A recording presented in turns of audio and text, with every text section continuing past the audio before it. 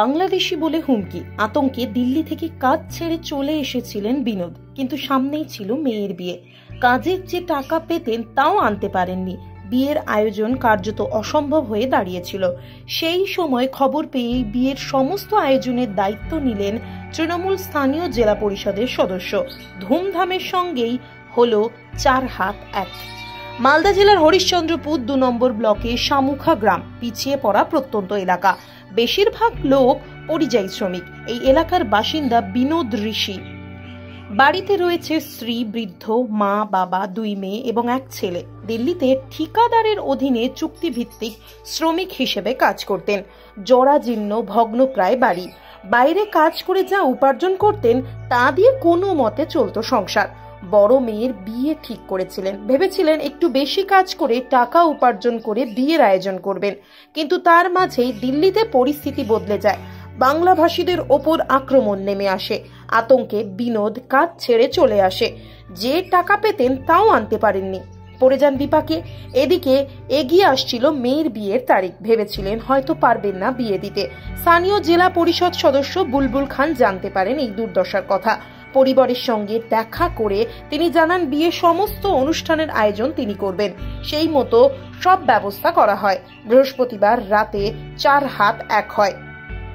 প্রবল বৃষ্টি এবং শারীরিক অসুস্থতা সত্ত্বেও নিজের সহযোগী বন্ধুদের নিয়ে বিয়েতে অংশগ্রহণ করে ধুমধাম করে বিয়ে দেন বুলবুল। ফুটে ওঠে সম্প্রীতির বার্তা। দেশ জুড়ে বাঙালিদের ওপর আক্রমণ নিয়ে সরব হন তিনি।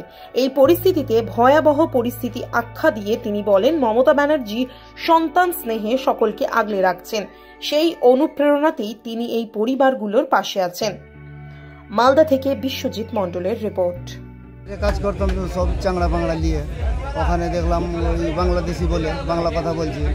বাংলাদেশিদের বলে ওখানে মারধর করছে, থানায় ভরে দিচ্ছে। তারপরে ওখানে ভয়ে পালিয়ে চলে আসলাম বাড়ি। এখানে বিয়ের অনুষ্ঠান করলাম তো টাকা পয়সা নাই। আমার পাশে এসে বুলবুল দা দাঁড়ালো, তো আমার ওই মেয়ের বিয়েটা আমার হলো। তো বুলবুল খান না দাঁড়ালে কি বিয়ে দিতে পারতো না? আমি তো এরকম তো পারতাম না। ওই সাহায্য করলো, সেই জন্য আমার হেল্প হয়ে গেলো বিয়েটা। কোথায় থাকতেন? বাইরে থাকতাম এখানে, ওই দিল্লিতে থাকতাম। কি অত্যাচার করতো, মানে কি বলতো? ওখানে থাকতাম, বাংলা কথা বলতে গেলে ওখানে বলতাম এরা ওই বাংলাদেশি আছে, হ্যাঁ, মারধর করতো। সেই জন্য আমরা ওখান থেকে চলে আসলাম। তো বুলবুল খানের এই উদ্যোগ কি বলবেন, ওনাকে কি বলবেন? বহুত বহুত ধন্যবাদ। আমার বেটির সাহায্য করলো, বিয়েটা হলো। আজকে সব ভালোভাবে হলো? হ্যাঁ, ভালোভাবে হলো। মনটা খুশ আছে, সাহায্যটা করলো, না তো পারতাম না। আপনার নাম? আমার নাম বিনোদ রেখে আসনা, বাড়ি শামকা। বাড়িতে বিয়ে আমি কলকাতা থেকেই শুনতে পাই কি তিনি পরিযায়ী শ্রমিক, আর তার আর্থিক অবস্থা খুব একটা ভালো না। তিনি বাড়িতেই আছেন, যেহেতু বাইরে যা সমস্যা চলছে এখন সব লোক একটু ইয়ে আছে। তাই বলে আমি সেদিন আসলাম, সে নিয়ে দাদার সঙ্গে কথা বললাম। তো আমার মনে হলো কি না, এখানে আমার কন্ট্রিবিউশন করা উচিত। তো বিয়ের খরচ আমি দায়িত্ব নিলাম, আর সেই হিসাবে আজকে তার বিয়ে, কালকে এসেছিলাম, আজকে বিয়ে, এখানে উপস্থিত আছি। পরিবারটা তো দেখা যাচ্ছে খুবই দুস্থ, বাইরে খেটে খায়, এখন বাইরে যেতেও ভয় পাচ্ছে, কি বলবেন? দেখুন, এই পরিস্থিতি ভয়াবহ পরিস্থিতি। এটা নিয়ে পশ্চিমবাংলা মাননীয় মুখ্যমন্ত্রী মমতা ব্যানার্জি তিনি দাঁড়িয়ে আছেন। তিনি নিজের সন্তানের মতো সবাইকে দেখছেন, আর তার সৈনিক হচ্ছে আমরা। সেই সৈনিক হিসাবে আমরা যেমনি সারা বছর কাজ করি, সেই হিসাবে এটাও আমাদের দায়িত্ব কি আজকে যারা যেতে পারছে না তার পাশে দাঁড়ানো উচিত। সেই হিসাবে আমার মনে হচ্ছে মমতা ব্যানার্জি 21শে জুলাই যেটা আমাদেরকে আদেশ দিয়েছেন, সেই হিসাবে আদেশ অনুসারে আমরা কিন্তু তার পাশে দাঁড়িয়ে আছি। আর এই যে একটা অসহায় এমনি গরিব পরিবার যারা দুশ্চিন্তায় পড়েছিল, আয়োজন কিভাবে করবো? অবশেষে আয়োজনটা হলো। দেখা যাচ্ছে শারীরিকভাবে আপনি কিছুটা বিধ্বস্ত, তারপরে আজকে এসে পাশে দাঁড়ালেন। দেখুন, শারীরিকভাবে সত্যি আমার দেখেই মনে হচ্ছে, কিন্তু আমি মমতা ব্যানার্জির সৈনিক। আমাদের মন লাগে, আর কাজ করার জুনুন আছে, বাস এইটুকু বলি। কাজ করার জন্য কোনো পোস্টের জরুরত নেই, কাজ করার জন্য কোনো কিছুতেই জরুরত। আমি মনে করি মমতা ব্যানার্জি আমাদেরকে সেই হিসাবে, আমাদের যেহেতু সৈনিক, আমি হয়তো কোনো পোস্টে না থাকলেও এই কাজগুলো করতাম, আর আজকেও করছি, না থাকলেও করব। দিদির সৈনিক হিসাবে সারা জীবনটা কাজ করব। আর পরবর্তীতে এই পরিবারের এই প্রায় ভগ্নপ্রায় ঘর, আর্থিক অভাবও খুব, তো এই পরিবারের জন্য কি ব্যবস্থা করার কথা ভাবছেন? দেখুন, আমি আজকে বিয়েটা সম্পন্ন হোক, দাদাকে বলেছি আছি যে কোনো সমস্যায়। আরও একটা পরিবার আমাকে, একটা দাদু এক্ষুনি এই যে দেখতে পাচ্ছেন ইনি বললেন ওর ছেলে অসুস্থ আছে, ওটাও দেখতে হবে আর কি। আমরা তো কাজ করেই যাই, তবে নিজের সামর্থ্য মতো করি।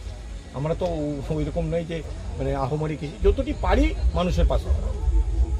এই যে ব্যক্তিগতভাবে বারবার মানুষের পাশে দাঁড়ানো, দেখুন এটা সম্ভব হচ্ছে আমাদের ফ্রেন্ড সার্কেলের। আজকে যারা দেখছেন তারা যদি পাশে না থাকতো তো মনে হয় আমি এই সমর্থনগুলো করতে পারতাম। আজকে আমাদের বন্ধু বান্ধব থেকে শুরু করে আমার যা ক্লোজ রিলেশন থেকে শুরু করে তারা আমাকে উৎসাহিত করছে। এই পাশে ধরুন চিন্টু আছে, সাদ্দাম আছে, আশরাফুল আছে, আমার অঞ্চল প্রেসিডেন্ট আছে, জিয়া আছে, আইনাল মাস্টার আছে। এরা হয়তো কোথাও আটকে গেলে সবাই ঝাঁপিয়ে পড়ে, কিন্তু না তুমি কাজ করো, যা আছে আমরা আছি সঙ্গে। তো আমাদের বন্ধু বান্ধব, আমার পারপার্শ্বিক সার্কেল, আমার যে লোকজন হরিশ্চন্দ্রপুর আপামর জনগণ আমার পাশে আছে, আর এর জন্যই কিন্তু কাজ করার সাহসটা পাচ্ছে। আপনি তো রাজনীতি করেন এখন?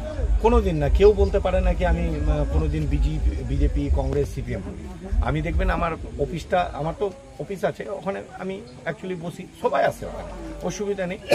আর আমি দেখুন মানুষের জন্যই তো কাজ করতে এসেছি।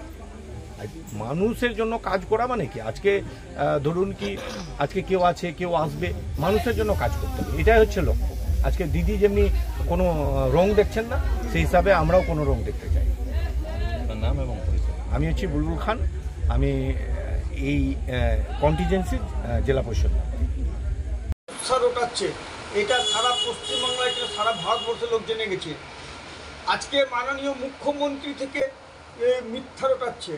আজকে আমাদের হরিশ্চন্দ্রপুর বিধানসভাতে যেভাবে তৃণমূলের নেতারা যেভাবে কুৎসা রটাচ্ছে এবং যেভাবে নিজের হিসাবে পরিযায়ী শ্রমিকদেরকে বদনাম করে এবং তাদের পাশে থাকার যেটা ওরা বলছেন যে আমরা তাদের সঙ্গে আছি, কিন্তু তারা কিছু না।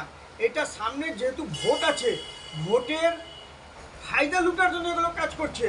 কে কত বেশি করে টিকিট পেতে পারে, কার কাছে জনবল বেশি আছে, এগুলো করার জন্য এরা এগুলো কাজ করছে। আর এদের কোনো কাজ নাই। সাধারণ মানুষ বুঝতে পেরেছে তৃণমূলের মিথ্যাবাদ এবং প্রবলনে মানুষ পা দিবে না। সামনে যখন ইলেকশন আসবে তখন মানুষ বুঝে নিয়েছে এই তৃণমূল সরকারকে আর রাখবে না এবং ভারতীয় জনতা পার্টির সংখ্যাগরিষ্ঠতা থাকবে। আমার নাম কিষণ কেডিয়া, আমি ভারতীয় জনতা পার্টি উত্তর মালদা সাংগঠনিক জেলা কমিটির সদস্য।